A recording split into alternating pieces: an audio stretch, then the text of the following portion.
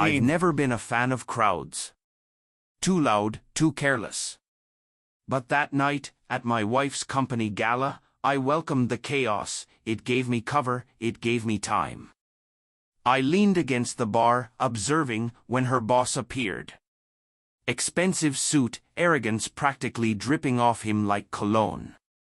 He leaned in, a smirk crawling across his face, and spat the kind of words that turn your blood to fire.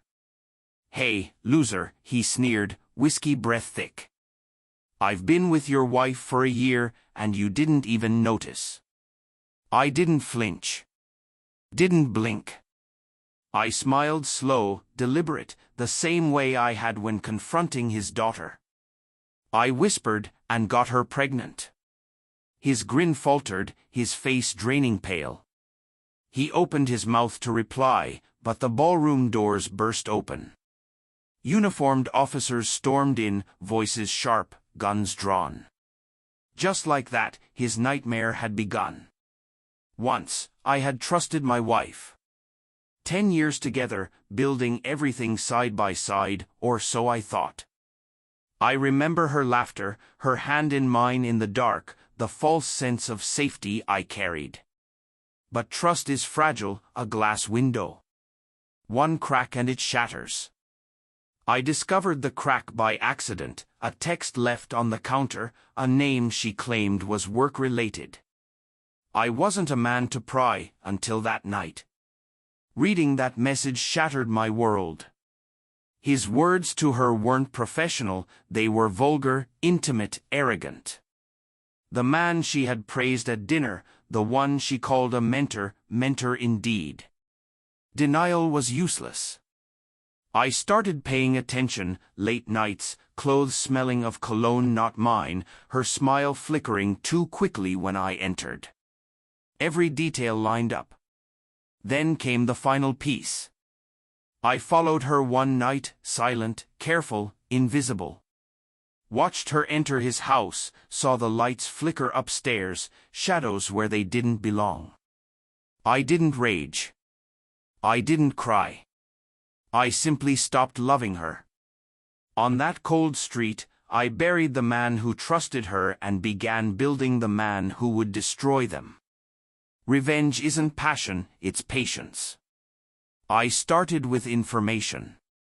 Hacked emails, collected texts and photos, delved into his finances, uncovered side hustles.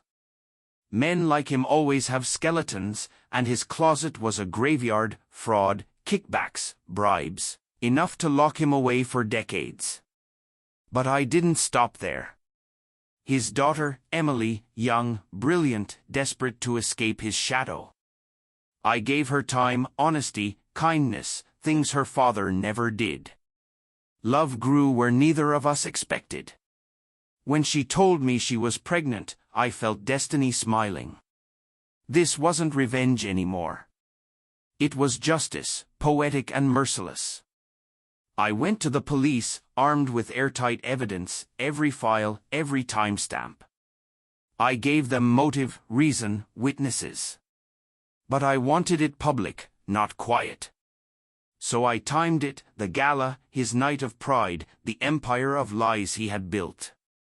Emily stood at the back, hand on her stomach, calm and radiant, a silent promise that the future belonged to us, not him. And then the moment. His drunken arrogance collided with my calm truth. His words meant to humiliate me became the stage for his downfall. I whispered the line about his daughter, and I watched it happen, shock, confusion, dawning horror. The man used to power, now powerless. The cops moved in, pinned him to the floor, read him his rights as the entire ballroom froze. Phones out, cameras flashing. His empire burned in real time. My wife screamed, tried to intervene, ended up cuffed for aiding his schemes. Betrayal runs deep. The party ended in chaos, whispers, collapsing careers, a man dragged out like trash. Her eyes met mine, wild, desperate, pleading. I felt nothing. Later, at the station, she begged for forgiveness, swore she had been trapped, that it meant nothing. But lies sound hollow once the mask is gone. I left her there, broken, exposed.